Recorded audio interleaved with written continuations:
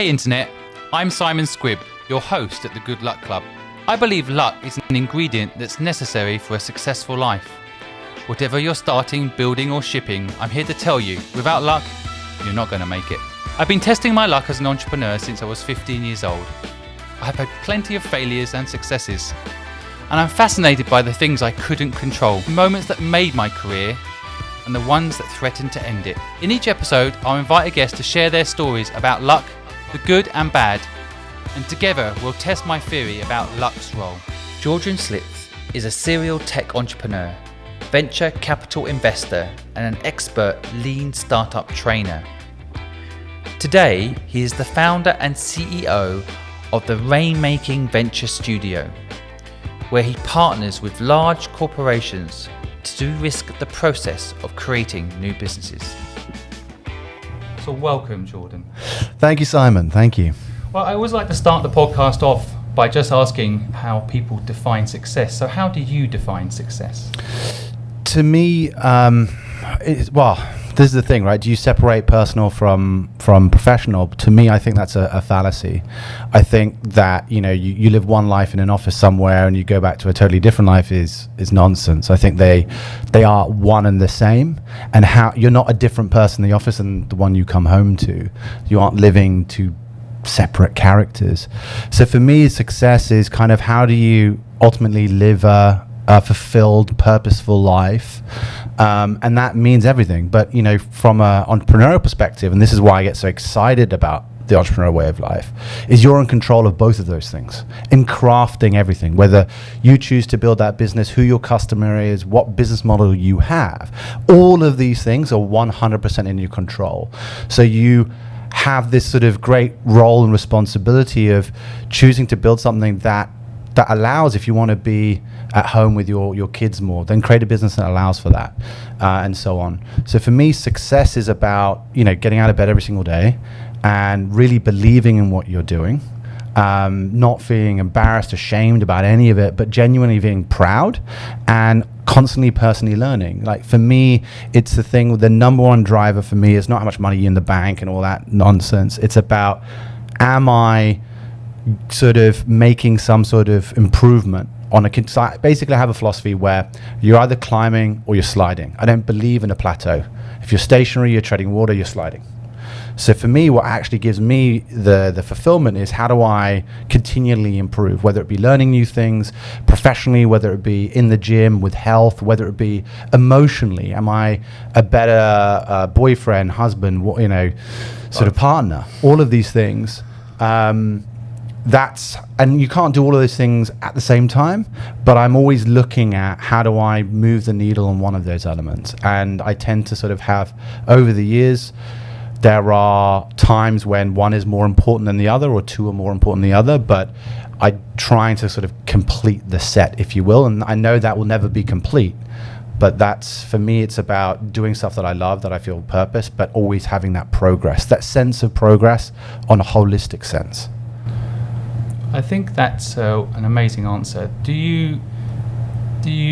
Have you always been that way? And what I'm thinking about is people out there today that, frankly, they have got separate lives. They might consider themselves successful, but they go into their job during the day and they are very different people when they go home. I mean, I know a few people like that. A lot of people do live that way, no choice. And you hear things like side hustle. So do what you love on the side until you can afford to do it full time, and do what you hate to pay the bills. So there's a lot of people not living your way. Have you always lived this way? Is this something people No. I fell into. I started kind of the atypical way, right? So, like, I came out of university, went into the city, became a banker, right? I worked in investment banking, and in many ways, I was hugely successful. Like my parents, friends would say, because basically it was coming down to, you're earning a ton of money, right? And the truth was, the company owned my ass. I was working, and I don't mind working long hours, but I was working every hour of the day, and I wasn't a good friend. I wasn't a good, place and relationship. And the main thing is not so much the hours, it's the type of person it made me become. And there was this moment, which was, I sat down at the Christmas table with my parents, and I said something, and my mum started crying at the Christmas table. And I was like, why are you crying? And she sort of sobs, and she goes, you've just become an arsehole. And there is this stereotype, sort of banker wanker, right? But if you hang around with those people and you're only in there and you're in the echo chamber, and suddenly it's these phrases that come out, and you're trying to judge, you're I don't know, like the kind of way you're judging yourself of what's important, like the yardstick of how you're measuring success gets distorted by that environment. And suddenly it was all about like the money and the material gain, and nothing about who am I as a person, and like, do people like me? And that's when I kind of woke up and was like, regardless of the money, this is not worth it. I want to be a different human being, and I owe that to myself first, but then to my family and to my friends. And so I quit. And my father, who comes from a very different generation, right? He started work at 14 as a baker and became a chef. He just couldn't understand how I quit without having another job to go to. And for him, he was just like, how do you do that? It's like irresponsible. The one thing I knew, or the two things that I had, right? One was I knew that given those hours in that environment, I wasn't going to have the space emotionally or the time to find out what I want to do next, because I didn't know, right?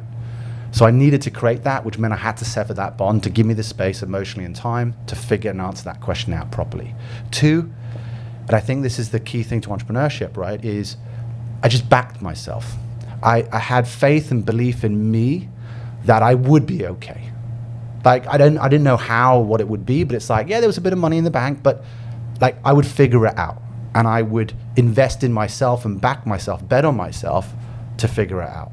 And having that sort of confidence meant that it was actually easy for me, as soon as I saw this, like, I don't want to be this human being, just to pull the ejector seat.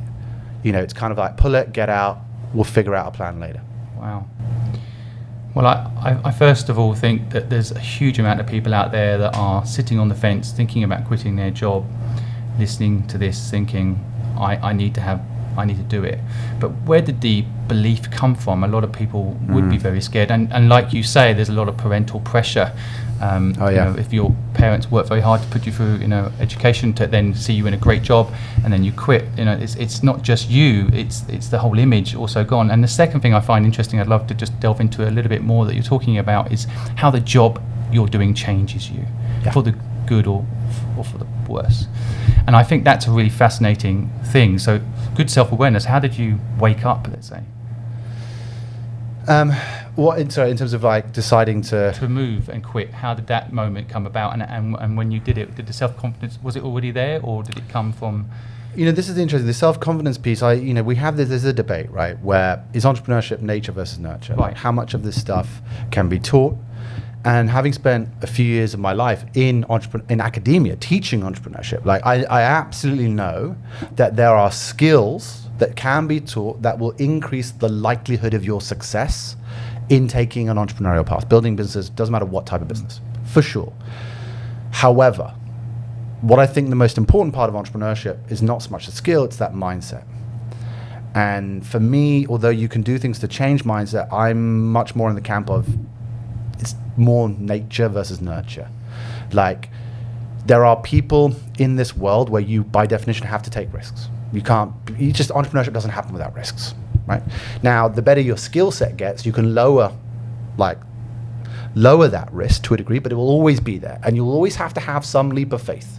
You can try and reduce it to a point, but you're going to have to jump, right? And so there's this piece around it and once you've made that jump, you have to be comfortable always being uncomfortable.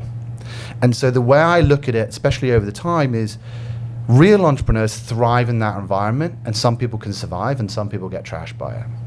And I think you can teach people to survive a bit better.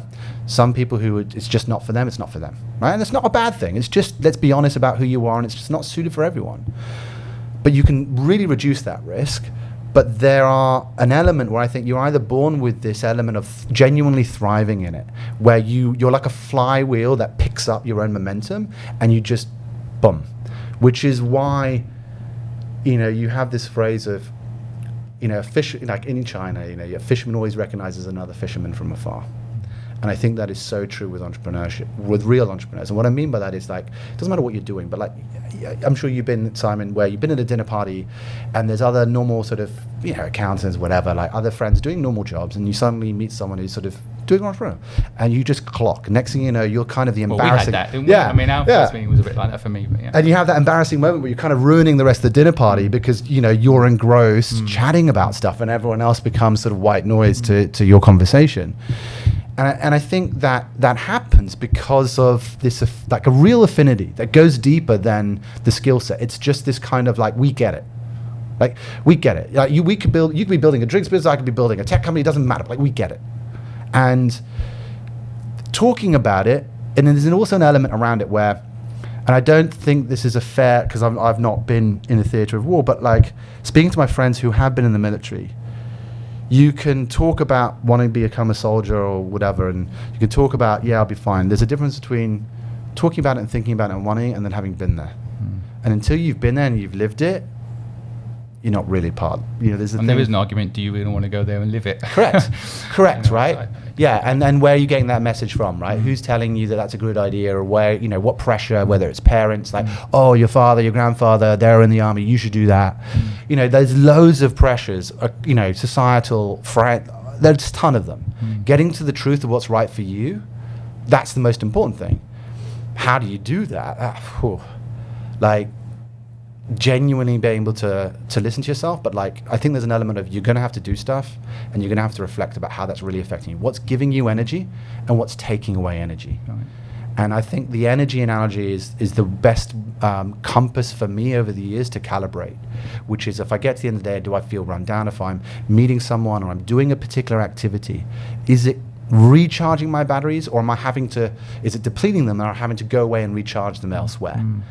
And there's an element here where I talk about success. Success for me is doing stuff where the vast majority of the time is it's like, it's building up that flywheel. It's giving me energy as opposed to, you can't reach 100%, but how do I have the vast majority of my time being spent such that that's happening? Wow, I think that again, you know, your insights are spot on as far as I'm an entrepreneur, so when you talk I can really resonate with it. I mean, it's interesting you mentioned the dinner party thing. I've actually had an experience where I meet someone who is actually, for example, a banker, but they should be an entrepreneur. Yeah. And it kind of that like, oh, you know, why are you doing that when you should be doing this? And you just know that they're in the wrong place. Oh yeah. And actually, it's part of the reason I'm doing this podcast.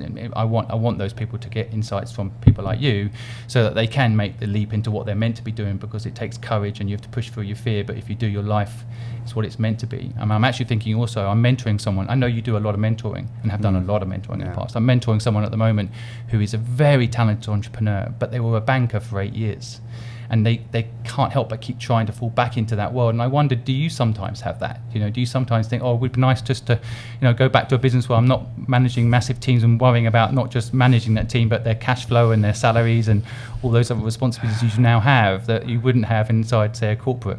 I couldn't. I just know I could never become an employee again. I genuinely couldn't. Unless someone out there wants to offer you $1 billion. It's not about that. Like, honestly, I'd say no. Like, genuinely, I'd say no, right? You know, this is the thing. It's having enough money just to like support your family and get on and have them like the basic stuff, right? Luckily, I'm sitting. I'm sitting in a very privileged situation where I kind of have my cake and eat it. I build a business that gives me the quality of life that I want, and I have a few other luxuries. I get to go on great holidays, and I can afford that. But even if I couldn't go on the great holidays, and it just came down to brass tacks of like, you know, it supports me in an ongoing way, like I know I'd be happier. So yeah, I could easily earn more money becoming an employee elsewhere, but like, I wouldn't be the human being that I would be, like that I'd be proud of. Therefore, I wouldn't be the dad that I want to be. I wouldn't be the husband that I want to be, and I wouldn't be the friend I want to be. And it's just, I'd be living a different life. And like, there's an element around it where I can't be fake. You know, you get one shot at this game called life, one shot. And when you look at it, there's this great poster, right? Which it plots every single week, assuming you live to 90 years, and it shows every single week as a line on a poster. And when you see it, you can print it out. It's actually not that big. You look at every single one of those weeks and 90-year lifespan, right? Now, the probability of us reaching 90 is still probably not, it's slimmer, 60 maybe, but it's not like 80, 90% that we're going to reach 90. And you look at it and you think, wow. And when you see it, the biggest takeaway for me is one of those lines is actually quite a large proportion of that. And when you see it, it's just a reminder. There's a visual aid that comes to me, which is like, you get one shot, and every week it actually counts. You know, passing by years of your life, especially in your healthy prime, doing stuff that isn't you, that isn't the real you, that you're not really progressing in the areas, you're treading water, but you're only, like, I can't compute that. I just can't. But with this mindset that you've got and this knowledge you've got, how did you even survive a week in a corporate? Good question. You know, there is this sort of, you don't know what's on the other side of the fence until you're there. So you don't know what you don't know. You don't know what you don't know, right? And so, like, yeah, I came out of university and it was like, go get a good degree from good university. So I went and did that, you know? Then it was like, yeah, go get a job in London. Like, go and do that. And then it's like, what does, you know, I've done everything that I'm told to do, and somehow actually I'm really upset with who I am, and like, this isn't right. Now, having the courage to pull that ejector seat, I can't explain to you. I woke up one day and I was like, you know, especially that moving moment, and that wasn't just the singular one, my mum crying. There was, you look back and I suddenly was like, there's a lot of warning signals out there. And I just sort of thought, I've got to do this. I've got to do this for me and for everyone else. And then there's a journey. And there was a lot of bumps, and it's very easy to talk about now that I'm in a very comfortable situation, having built it. There were some really crap moments, right? And there are moments where it's tough to get out of bed and you think, oh, I made the worst mistake. I've given it all up. What are you doing? But, you know, there's this piece around it where you've got to go and put yourself out there, and you've got to try new things, and that's kind of like you learn really by doing. It's kind of like, that's my belief, right? You can look at books to a certain point, but you got to go do it. And getting real experience for it doesn't mean you have to commit to it. So I think there's a mindset as well, which is an old school mindset, which is like, oh, you start a new job, you have to stay a year or two. Why? You go try in. If you're 2 months in and you know this is not for you, get out. Oh, what about my CV? Who cares? Like, what? Where is this? It's this like shampoo science. Yep. I don't understand this, you know. Actually, this problem also exists in startup land. I meet people that say, I'm going to keep this business going and I don't want it to fail. You know. Oh God, yeah. And you're like, well, is it a business that's going to work? If it's going to work, then carry on. If it's going to fail, then good, do something else. Right? Yeah. But it's similar. You get caught in when you're an entrepreneur and you start a business, and I've also been in this situation, you build a business, but you don't necessarily like it. That happens, especially in the early years when you don't know what you want. And second, you build a business that you get trapped in, right? That can also happen. And a lot of entrepreneurs I know out there get stuck, and it's like being employed. You're also doing something you don't really like every day, but you kind of solve. It happens a lot. And I think actually happens a lot more because of the rise of sort of venture capital. And what I mean by that is, I get a bit upset about how entrepreneurship has suddenly become all about Silicon Valley, right? You've got to be building a unicorn. It's got to be a tech startup. You've got to raise capital. If you're not doing a VC back. Great American accent, by the way. Sorry, you perfected it. But like, I just remember, like, you know, going to these events and people would get up on stage and be like, if you're not building $1 billion business, like, you're an idiot. And I'm like, am I? I'm definitely an idiot. No, shut up. You're an idiot. Like, you know, what are you talking about? And I think there's this element where like the PR and the press and the pink neon and the fireworks of all of it is all about this value stuff and this venture capital stuff. And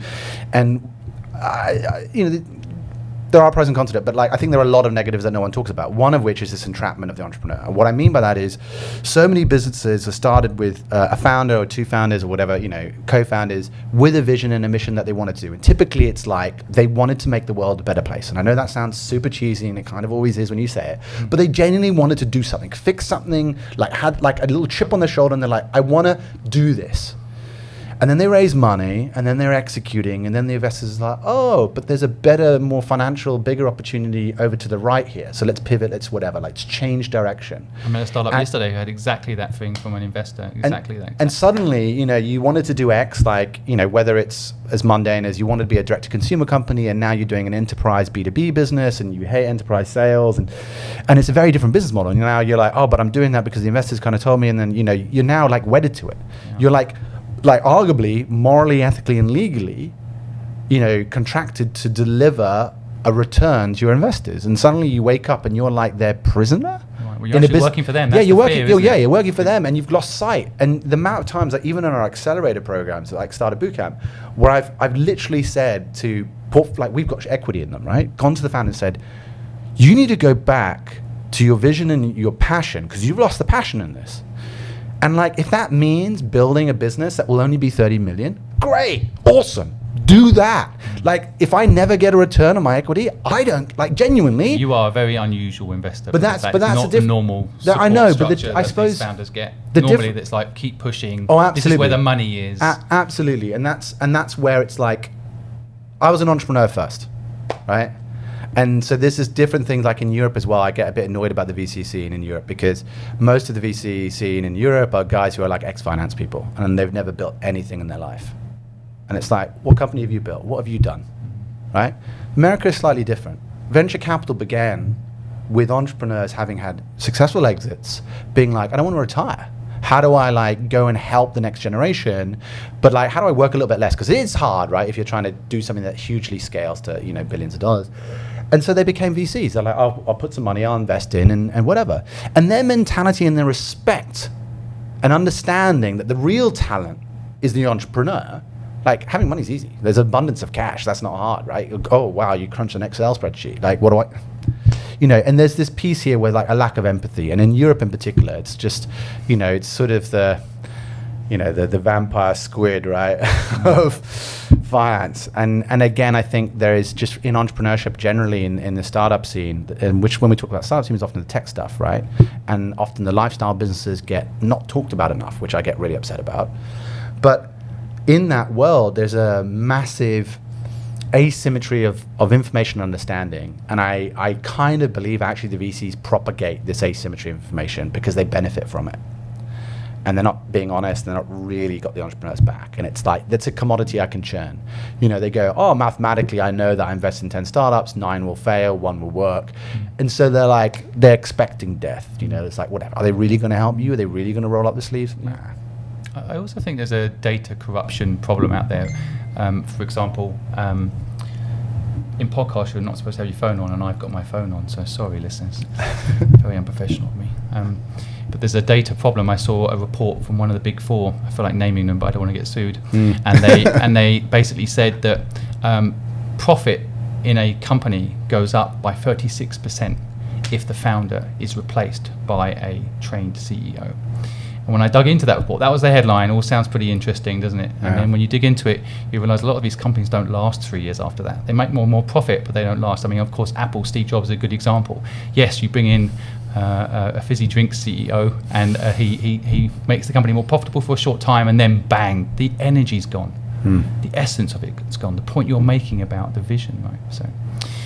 Well, I feel like with your knowledge and experience, we could talk forever. I've got a few more questions. Sure, please do. People listen to this podcast on their way to work, so they don't have long. I have this theory about luck. You flip a coin and heads or tails, right? I mean, which one is it? What do you think about luck? What's your? I love this question. What are your lucky moments? No, so my view on luck, right, is I'm going to I'll try and make this concise.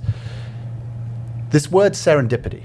Right. If you look at the etymology or the origins of where this word came from, it was first coined in the diaries of Horace H. Walpole, and he was talking about the tale of the 3 princes of Serendip. And Serendip is modern day Sri Lanka, so the Isle of Serendip, Sri Lanka. And the story, in short, is about these 3 princes get invited to a wedding on the other side of the island, and each prince chooses a different mode of transport. One goes walking, the other one goes on horseback, and the other one goes into a carriage, and they end up at the wedding. But it talks about the difference, the fundamental difference in the journey of those 3. Right? So the one that walks opens themselves up to more interaction with other people, opens themselves up to actually more opportunity and like serendipitous moments, like unforeseen, unexpected, like fortuitous good events, right? And simply put, the last prince who is in the carriage and clothes gets there from A to B, like no serendipity, like very limited serendipity. And the biggest takeaway of this story is each of us are in control of our own journey, how we travel, our sagaciousness, our sagacity, right? How we're going through life. You will make choices that fundamentally will increase your probability of good things happening to you or decrease them. Therefore, and I really believe this, and I've sort of applied this logic to my life, it's a case of like, you can make your own luck. And so when like Napoleon says, the one quality I look for in my generals is, are they lucky, right? And that's not a facetious comment. That's like, are they aware of their like journey through life, and are they choosing different modes of sagacity journey such that they're opening themselves up to luck or closing themselves off, right? So for me, it's about always thinking to yourself or stopping on a heartbeat, whether it's every quarter or every month, and just thinking about, I've got into a rut, I'm now living like this pattern, this habit. Is that opening myself up to stuff or not, right? And like, we know this to be true, but like a lot of people don't carve out the time in their calendar to think about it and to engineer it, to change, to take that change of like journey. Well, if you're looking for love, sitting on your sofa watching Netflix every day is not gonna, like, you're not gonna find it. You got to put yourself out there. And we know this, like simple things. Same is true in business. Same as like how many new people you're meeting and how proactive. Cause and effect, basically. Cause and effect. That's how I view it. Well, that's a great way of putting it. I think I always say I think luck is a skill, and I get a lot of hate actually for this, because then people post up and send me often the definition of luck, which is a random happening. And my argument is that people use luck in that context, but it's actually being defined wrong. And I also, what I take from your story there is sometimes the journey, like for example, if you fly somewhere, you actually have less of an experience than if you, say, for example, go by ship, or a different type of experience. But like you say, you don't necessarily open yourself up to new experiences if you, I always remember Oprah Winfrey, she saying that whenever she flew somewhere, she'd always, when she got into the car, she'd never sleep, or she'd always look out the window and always enjoy what was going on around her and absorb it all in, whereas some people might get in the car and just have a sleep, and then they miss all that experience, right? So that's kind of sometimes what I feel like if you get a job, it's like you get in the car and you go for a sleep. Instead of looking out the window and seeing what's going on. Yes, you might need a sleep, which entrepreneurs often do. But at least you're experiencing the world, right? So that absolutely. Kind of example. So just credit Oprah Winfrey on that. But so wrapping up, I always like to ask this final question, which is, and maybe before I ask it, what age did you leave banking? About 20, 25. 25. Okay, so you've been in how long? 3 years. 3 years. 3 years. Yeah. Okay, so if you went back to your 21-year-old self, what advice would you give? Oh my God.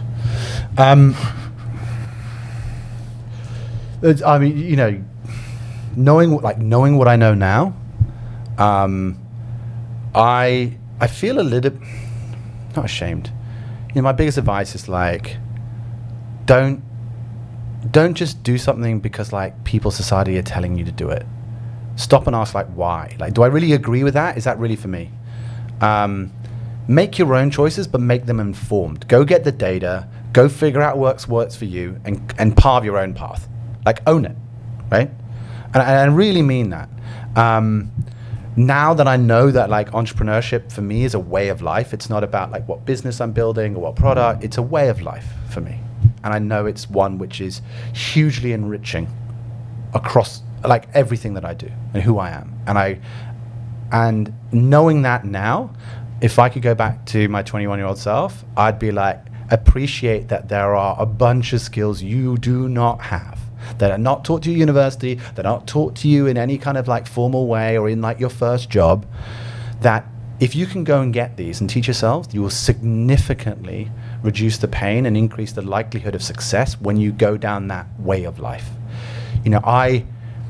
When I went down, I made a lot of mistakes, right? And I look back at it now and it's like, a lot of them were just never needed to be made, but I didn't know any better, right? It's, the analogy I use is like, you wouldn't go into and it's probably a bad analogy, but you wouldn't go into like your dentist, right? And say, oh yeah, give me the drill, I'll have a crack at it. I'll do my own teeth or I'll do someone else's teeth. It's like, we respect it's a profession. It's like, oh, you should go to medical school, get some training, right? Unfortunately, our education system, in my opinion, is utterly broken for entrepreneurship. It doesn't entrepreneurship curricula is not helpful. If actually a lot of the MBA programs teach you stuff that's actively damaging for the entrepreneur way of life. But there is good stuff out there, like Lean Startup and a bunch of these skill sets, business model canvas information. go learn those things, go take them on board and try and reduce the risk, because I think the biggest fallacy of entrepreneurship is like, yeah, we know we need to take risks, but it's not about taking huge risks, right? The serially successful entrepreneur, there's a difference. You can be a serial entrepreneur, but the serially successful entrepreneur understands the affordable loss principle, which is, if in trying to learn X, I fail, will I have another bite at the apple, right? So can I afford to lose X in trying to learn Y such that I can have another go? Because if I can't afford to lose X, I shouldn't be doing it. It's too big a risk, right? So this concept of like, mortgaging your house, selling your second child, putting all on red, spinning the wheel and hoping for the best, that's madness. Like, just go to the casino. Like, if you really want to spin the wheel, go to the casino. But you can reduce the risk. So that's a skill set, and it's like, actually, I learned that. It took me a long time to learn that sort of profession and those skills, and I wish I did that a bit sooner. That's great advice. So, Jordan, thanks so much for giving your time to me and the listeners today. Simon, thank you. It's been a pleasure. We'll nip over to YouTube now and give some extra time to people, and so we'll be on YouTube now, folks, if you want to hear more from Jordan. Thanks.